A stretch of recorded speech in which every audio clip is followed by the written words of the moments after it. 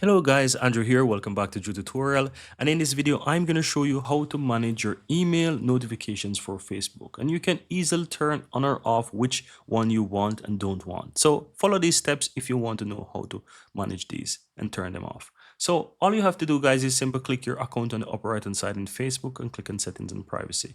Click on settings again. And on the left hand side, scroll down and click on notifications. Now, you have all these different options that you can go through individually and just turn them on or off. So if I don't want something, for example, updates from friends, I can click this and I can manage them and turn it on or off for emails and push notifications, SMS. So if you want to manage this individually, you can easily go ahead and expand each of these and you can easily turn them off. No, if it's only about your emails you're worried about because it's been bombarding and just piling up your mailbox with lots of notifications from Facebook, then just scroll all the way to the bottom and expand email. As you can see, it says on suggested. You can click on that and expand it. And here you have the different options that you can go through.